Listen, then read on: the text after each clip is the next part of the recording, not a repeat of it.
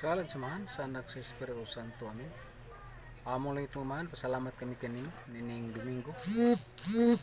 Disyembre 6, Domingo. Kini nga atong mga paghisgutan ni mga igsuon. Subay kini ang sakramento sa simbahang Katoliko sa murag kaligam-an sa lahay ni dili kayo matagad. So mo ning atong hisgutan ni mga igsuon kining sakramentuha. Kaya kining sakramentuha usa sa mga sakramento maglig-on sa pagka-Kristohanon. Atong paghisgutan kani the sacrament of confirmation. The ceremony of confirmation begin by the bishop o extending this hand over those or to be confirmed. Number 1, invoking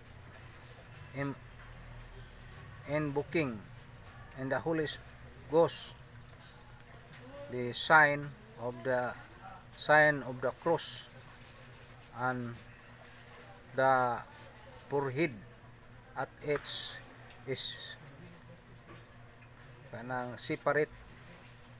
separately which charism. So naay ihilog niya na dili pudlan na kanang gitawag og charism. So ihilog sa agtang sa obispo maigsoon. Second, pronouncing with the words of confirmation, he give the person a slight blow on the cheek tray to remain him to be ready to suffer all things, even death, and for his faith. Pagpa-lig-on sa atong pagtuo mga igsuon. So mo na ang atong paghisgutan mga igsuon. Nya dinhi naghisgud sab ta og the sacrament of confirmation. What is confirmation? Usa kini sa mga question o pangutana. Confirmation is the sacrament through which the Holy Spirit come to us in a special way and enable us to profess our faith as strong and perfect Christian and shoulder of Jesus Christ. Sundalo ka ni Kristo maigsoon. So dinhi mabasa sa Biblia nato no. Christ promise in the apostles the gift of the Holy Spirit. Luke 24 verse 29. John 14 verse 16 ug 17. John 16 verse 7 and 12. They understood that the promise was means for all Christian. Dugdi ka Kristiyano wa kay kumpirma. Kasama na bunyagan ra ka. Why confirmation nga ikaw sundao ka ni Jesus Christ, soldier of Christ ka. Pero kadawat ka ng confirmation, tawgon ka nga sundao ni Kristo. Unya mao na ang mga basa nato sa Biblia. Promises. They understood the promises was means the all Christian. Hence, after revising an spiritual in the spirit of Pentecost, they by confirm him on all the baptized. So ang tanang mga Kristiyanos bunyagan. Kung mas bunyag, madawat nimo ang sakramento sa anointing the sick. So kung magbunyag sa Acts 2 verse 38, maghinulsol ang mga dagko na maghinulsol alang sa bunyag. So mao na ang paagi sa dagko na, pero sa gagmay pa ang inahan pa'y mulitok nunot sa pag celebrar sa maong baptism. Lahi ang konfirmasyon, lahi sa dang baptism. Kay ang baptism karon kaniadto bata pa, pero karon sa simbahan nga Katoliko, ang baptism ron nag-edad na og 12 og lapas pa niini. So mo na nga kinahanglan kumpirmahan. Na mabasa na to sa buhat Acts of the Apostle chapter 8 verse 14 to 17. Confirmation is the very special manner bring us the Holy Spirit, which His sevenfold gift. They then they lead their hand of them, and I receive the Holy Spirit. Acts 8 verse 17. Confirmation from the Christian maybe like need to the day of Pentecost for the apostle when they received the Holy Spirit under sensible sign, tongues as the fire and mighty. When are the apostle 12 administer the sacrament of confirmation as the Samaria and in Ephesus and when Paul laid his hand on the Holy Spirit come upon him. Acts to the Apostle chapter 19 verse 6. Laying to the hands was earliest name of confirmation. Second, kaduha mga igsoon, any baptized of Christian may be confirmed all throughout of the sacrament is not necessary for salvation. It is sinful to neglect it as a confirm many graces. Daghang grasya nga imong madawat niining konfirmasyon mga igsoon. We should receive the sacrament of confirmation at the age of when we pass from children to youth. At that period, the all kind of temptation surround us and we need a special strength from God to resist them. In the early day of the church, it was caused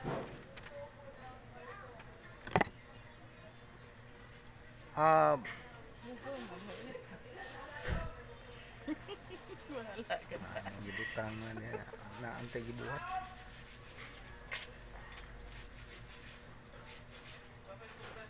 In early days of church, it was the custom of confirm very young children the sacrament of confirmation. It's today daily delay and others order that the recipient may first have basis and knowledge and fundamentals of it, even the confirmation as the manifested to the infant and very young children matters and discipline in particular diocese. So iyang mga diocesan or mga diocese mao mo pa-implement niya na sa kumpirmasyon. Nya sagaran nato mga Katoliko, wala ta magkinahanglan og kumpirma. Sagaran kumpirmahan karon kaslunon na. Dapat sa di pa makaslunon, kumpirmahan gyud sila aron sila nga malig-on sa ilahang pagkakatoliko, maigsoon. Number 4, the bishop is the usual minister of confirmation. So ang obispo gyud dinis Mabulo, ang obispo dinhi si Bishop Emilio Bataclan kanang emeritus mao'y magkumpirma sa mga kumpirmahan ng mga bata. So last year December murag kuan na ron, murag 1 year na. So usa ta sa nagpa-sponsor o nangita og mga bata nga sponsoran og kumpirmahan. So nakakita tag 16 to 20 pieces ka children ka mga bata nga atong ipakumpirmahan. Salamat sa Ginoo, mao ni nga naghiskot ko niini kay murag mutuig na man pod nga nagpakumpirma mi. Tingali wa pay pandemic karon unta magpakumpirman sa glain. So mo nang gikinahanglan nato ang support sa mga igsuon nato kay di man na bayad, suhol mas kahago sa obispo ang paghimo niya na certificate diya sa simbahan og labi na nga gipirmahan sa obispo. So nakturon lang to pagasulti ba nga di man ang obispo puro buko-buko na sa tiyan. So mo na nagkinahanglan ta og pag-sharing sa iyang buhat alang sa confirmation.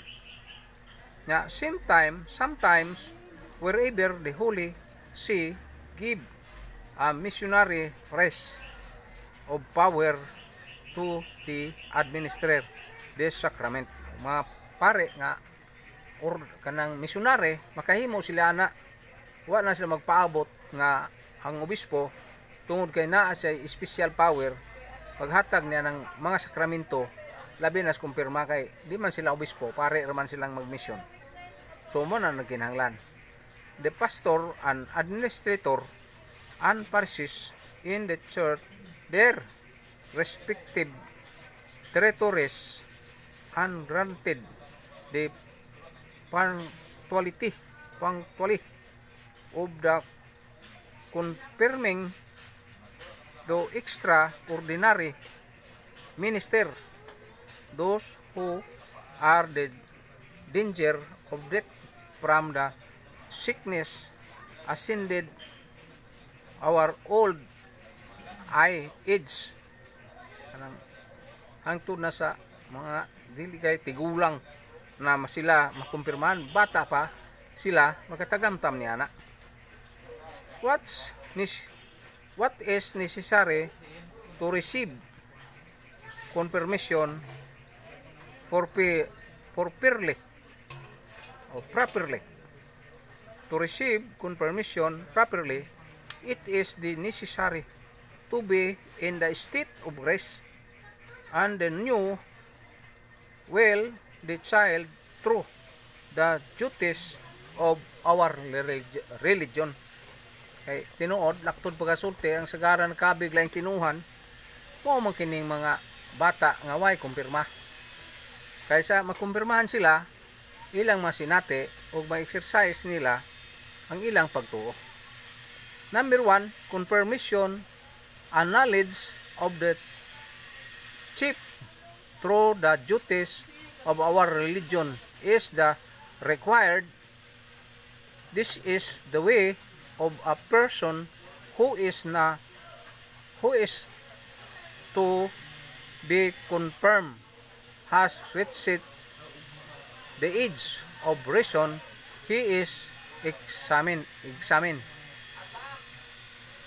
So muna maigsoon nya the Apostle Creed and commandments, the sacrament of common prayer are the basis of any examination in religion. So usa na sa mga paagi maigsoon nga ang atong pagkakatoliko lig-on ta tungod kay nakadawata o confirmation. So mo na mga igsoon. Nya second, confirmation is sacrament of the living.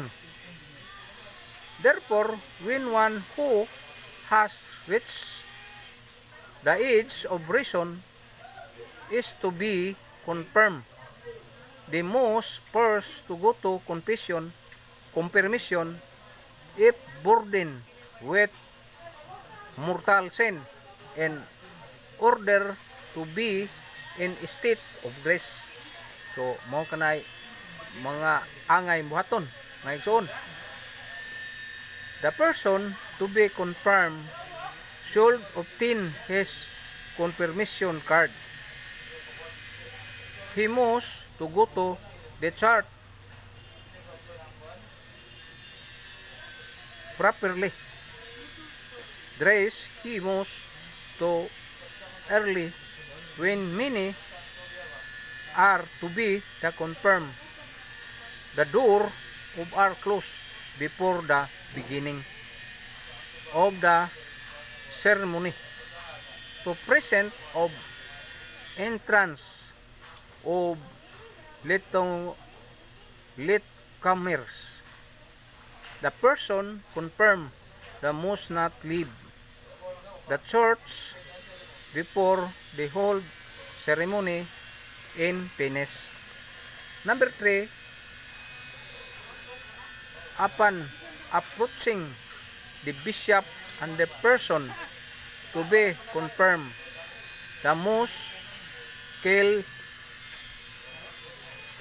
children may stand the sponsor, stand behind with the right hands of the soldier and person. Tuong kamot, ibutang ang kamot sa sponsor sa pag-confirm nga siya nakumpirmahan na niana na action nga pagahimuon mga igsoon. Nya there is only one sponsor of the same sex as the one confirmed. The same sex, laki sad or babae sab. Pero karon murag babae o laki naman lang tungod sa ikinahanglan ako lang o tao mga igsoon.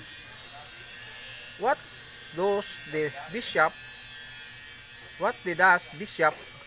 do when he give confirmation? Why given confirmation? The bishop lay his hand on the head of the person he confirmed and anoint of the forehead which holy charism in the form of a cross as the sea. Why I sign you with the sign of the cross, and I confirm you with the charism to salvation in the name of the Father, of the Son, of the Holy Spirit. Number 1, the Holy Charism is a mixture of olive oil and palm, blessed by the bishop and the Holy Thursday. Ang Huwebes Santo ba nga himuon nga oil nya mo nay gamiton sa charism sa kumpirmahan or pagkapare or anointing ni sik. By anointing the forehead with charism into form of the cross, it means that the Catholic who is the confirmed must always be ready to profess his faith openly and to the practice its fearlessly. The cross mark our forehead a confirmation remains used never at child to profess ourselves this disciple of crucified Savior. we must profess for religion openly. Wherever we cannot keep silent without breaking the law of God.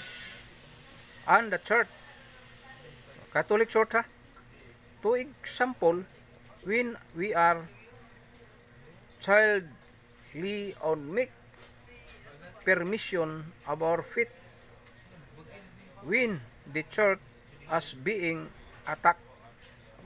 Number 2, after the anoint, which charism and the bishop give the person confirm a slight blow on the cheek, saying, "Peace be with you."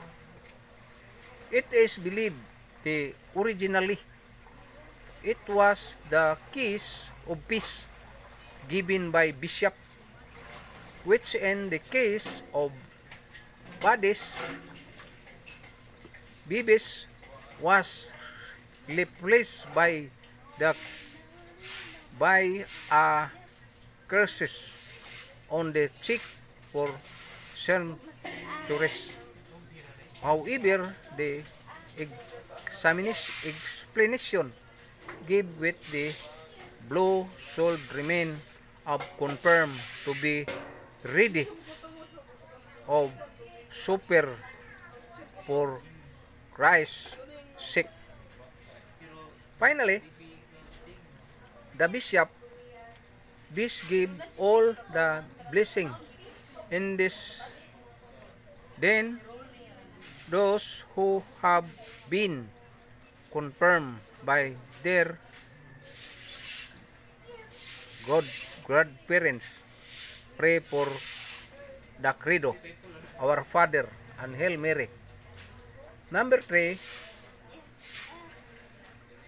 thus of chair should take care that proper registration take place after confirmation.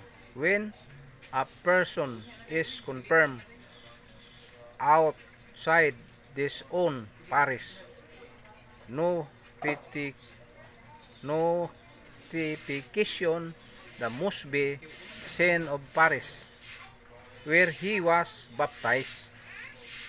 What are effects a confirmation?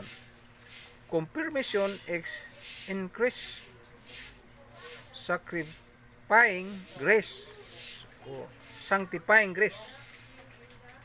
give the special sacramental grace, and imprint lasting character on the soul. Number 1, confirmation grant us the special gift with which our faith depend and strengthen, and we become concerned not only for our own special needs but for those of others. Confirmation make those share with Christ in his role of Redeemer. We participate with him in the task of extending his kingdom by adding new soul to his mystical body in our word and our work, and directed not merely to our own sanctification, but also that purpose of making Christ true, alive, and real to those around us. We are soldiers of Christ. Number 2, by confirmation, we also receive by the grace of Jesus promise of his apostle. You shall receive power when the Holy Spirit come upon you, and you shall be necessary for me. Even of very end of earth. Acts to the Apostle chapter 1 verse 8. The confirm will not longer remains of the defensive fighting for this faith and being attacked. He will to for joyfully and fulfillment of vacation of soldier of Christ. He will become restless